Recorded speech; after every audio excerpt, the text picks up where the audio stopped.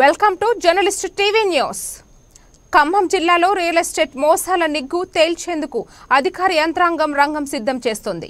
Indo Qatar real estate venture యాజమాన్యం ప్రభుత్వ భూములను ఆక్రమించడంతో పాటు సహజ సిద్ధమైన జాలు కాలువను కబ్జా చేసి రోడ్డు వేశారనే ఆరోపణలతో పాటు క్షేత్ర 2 వెంచర్ అనుమతులు లేకుండానే రోడ్లు డివైడర్లు వేయడంతో పాటు ఫ్రీ లాంచింగ్ పేరుతో ప్రజల నుంచి కోట్ల రూపాయలు కొల్లగొట్టారనే ఫిర్యాదులు ముఖ్యమంత్రి కార్యాలయానికి చేరడంతో జిల్లా అధికార యంత్రాంగానికి ఇండో ఖతార్ భాగోతంపై విచారణ చేపట్టాలని ఆదేశించారు. ముఖ్యమంత్రి కార్యాలయంతో పాటు మున్సిపల్ అడ్మినిస్ట్రేషన్ శాఖ ప్లానింగ్ డైరెక్టర్ క్షేత్ర 2 వెంచర్ అనుమతులపై ఎలాంటి నిర్ణయం తీసుకోవద్దని ఆదేశించడంతో పాటు విచారణ చేపట్టాలని అధికారులను ఆదేశించారు. దీంతో ఫ్రీ లాంచింగ్ పేరుతో లక్షల రూపాయలు పెట్టి అనధికారికంగా ప్లాట్లు కొనుగోలు చేసిన యజమానులు, కొనుగోలు చేయించిన ఏజెంట్లు ఆందోళన చెందుతున్నారు. మాయ మాటలతో క్షేత్ర 2 వెంచర్కు ఎలాంటి అనుమతులు రాకున్నా తమ చేత ప్లాట్లు కొనుగోలు చేయించిన ఏజెంట్లపై పోలీసులకు ఫిర్యాదు చేసేందుకు సిద్ధమవుతున్నారు. అనుమతులు లేని అక్రమాలతో చేపట్టిన క్షేత్ర 2లో తమకు ఎలాంటి ప్లాట్లు వద్దని, తమ డబ్బులు తమకు ఇవ్వాలని ఏజెంట్లపై ఒత్తిడి తీసుకువస్తున్నారు. ముఖ్యమంత్రి కార్యాలయం నుంచి జిల్లాకు చేరిన విచారణ ఉత్తర్వులు ఆర్డీఓ కోర్టులో ఉన్నాయి. ఓవైపు ఫ్రీ లాంచ్ పేరుతో కొనుగోలుదారులు ఆందోళన చెందుతుంటే ప్రజల నుంచి వసూలు చేసిన డబ్బులు తిరిగి ఇవ్వాలనే డిమాండ్తో సంబంధిత యాజమాన్యం ఉక్కిరిబిక్కిరవుతోంది. ప్రభుత్వ ఆదేశాల ప్రకారం విచారణ జరిపి తదుపరి నిర్ణయం వెలువడే వరకు ఎంత సమయం పడుతుందో తెలియక ఫ్రీ లాంచ్లో కొనుగోలు చేసిన సామాన్యులు ఆందోళన వ్యక్తం చేస్తున్నారు. క్షేత్ర 2 అక్రమ అనుమతులు లేని వెంచర్పై journalist TV CEO Mareddy Nagendra Reddy విశ్లేషణ.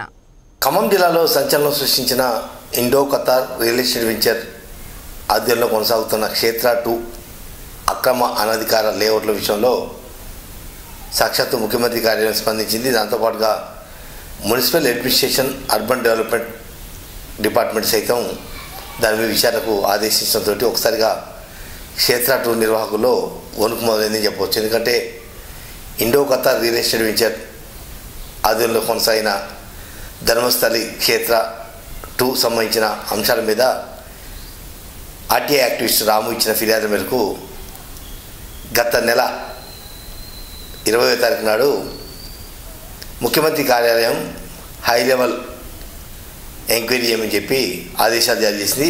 దానిలో భాగంగానే జిల్లా కలెక్టర్కి దానికి సంబంధించిన పూర్తి స్థాయి విచారణ జరిపించాలంటూ ఆదేశాలు జారీ అయిన నేపథ్యంలో ఒకసారిగా క్షేత్ర 2 వెంచర్లో కానీ ధర్మస్థలంలో జరిగిన అక్రమ లావాదేవీలు, అక్రమ లేఅవుట్ల పరంపర ఒక్కొక్కరిగా వెలుగులోకి వచ్చే ప్రయత్నం కొనసాగుతుంది.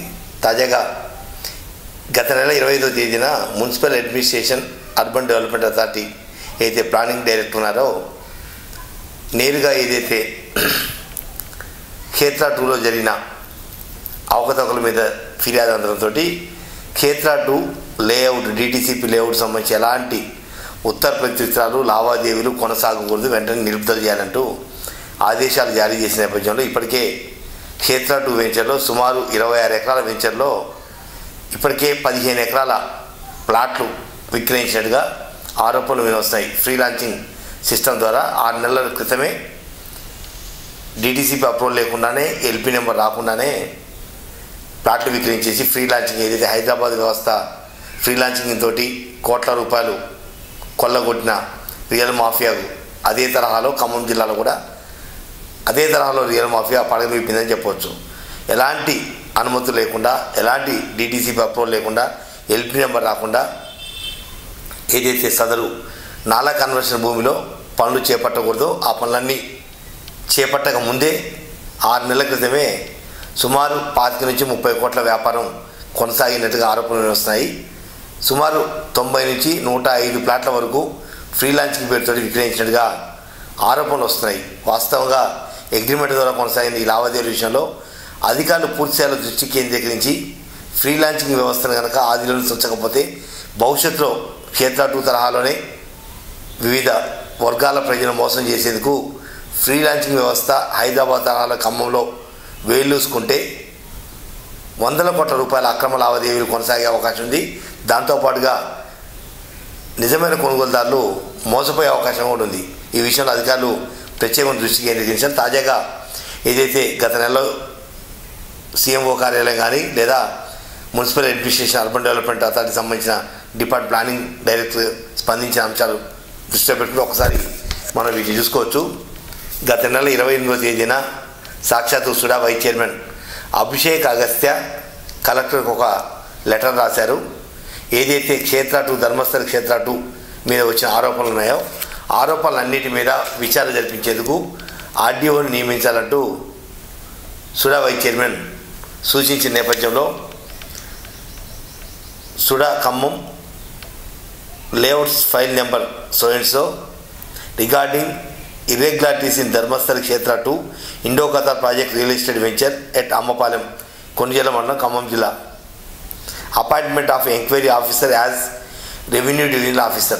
RDO Khammam RDO నరసింహరావుని నియమిస్తూ ఏదైతే ధర్మస్థల క్షేత్ర 2లో జరిగిన అవకతవకలు కావచ్చు లేదా ఫ్రీలాన్సింగ్ వ్యవస్థ కావచ్చు ఎలాంటి అనుమతులు లేకుండా అక్రమ నిర్మాణాలు రోడ్లు ఏర్పాటు చేయడం కానీ డివైడర్ ఏర్పాటు చేయడం కానీ ప్లాట్లు తయారు చేయడం కానీ ఇవన్నీ కూడా అక్రమ నిబంధనలకు విరుద్ధంగా చేసిన వ్యవహారం కాబట్టి దాని మీదతో పాటు గతంలో ఏదైతే real estate Indo-Qatar real estate venture సంబంధించిన లేఅవుట్ కొన్ని ఉన్నాయో వాటిలో కొనసాగిన ఇనాం భూముల ఓఆర్సీ లేకుండా ఇనాం భూములు విక్రయాలు క్రయ విక్రయాల సంబంధించిన అంశాలు కావచ్చు లేదా నక్షాలో చూపించినట్టు జాలు కాలువ ఏదైతే ఉందో ఆ జాలు కాలువని పూర్తిగా మూసివేసి దాని మీద నుంచి రోడ్లు వేసి ప్రజలకు శతకోపం పెట్టే విధంగా అధికారుల జేబులు నింపే విధంగా వ్యవహరించి అక్రమ అనుమతులు పొందిన విషయంలో కానీ వీటన్నిటి మీద కులంకషంగా విచారించి నివేదిక ఇవ్వాలంటూ ఖమ్మం ఆర్డీఓ నరసింహరావుని నియమించారు. ఈ మేరకు నరసింహరావు ఆర్డీఓ హోదాలో ధర్మస్థలి క్షేత్ర 2లో జరిగిన అవకతవకలు కావచ్చు ఏదైతే ఇనాం భూములు ఓఆర్సీ లేకుండా ఇనాం భూముల లావాదేవీలు కావచ్చు లేదా నక్షాలో ఏ మార్చిన ల్యాండ్ సర్వే డిపార్ట్మెంట్ వాళ్ళు ఏ మార్చిన నక్ష తతంగం కావచ్చు ఇవన్నీ కూడా బట్టబయలే అవకాశం స్పష్టంగా కనపడుతున్నాయి. ప్రస్తుతం ధర్మస్థల క్షేత్ర 2 విచారణ ఆర్డీఓ కోర్టులో ఉన్న నేపథ్యంలో ఆర్డీఓ విచారణలో మొత్తం అన్ని విషయాలు బట్టబయలయ్యే అవకాశం ఉంది. ఏదైతే ఖమ్మం సరిహద్దులో కొనిజల్ల మండలం అమ్మపాలెం గ్రామ పరిధిలో ఉన్న ఈ వెంచర్ల పరంపర మొత్తం అక్రమాల పుట్టగా కొనసాగుతుంది. ఇప్పటికే చాలామంది రైతులు దీని మీద కోర్టుకు ఎక్కారు. ధర్మస్థలి క్షేత్ర 1లో కూడా డొంకదారిని కబ్జా చేసి రైతులను ఇబ్బందులకు గురి చేసిన అంశంలో కొంతమంది రైతులు కోర్టును ఆశ్రయించారు. ఆ విషయంలో కూడా సంబంధిత జిల్లా అధికారులు కావచ్చు విచారణాధికారిగా నియమించబడ్డ ఆర్డీఓ కానీ వీటన్నిటిని కులంకషంగా విచారించి ఏదైతే అక్రమాల పుట్టగా తయారవుతున్న వెంచర్ల విషయంలో కఠినంగా వివరించి కొనుగోలుదారులకు న్యాయం చేయాల్సిన అవసరం ఎంతైనా ఉంది. విచారణ అంశాలు మరికొద్ది రోజుల్లో బట్టబయలే అవకాశం ఉన్నాయి.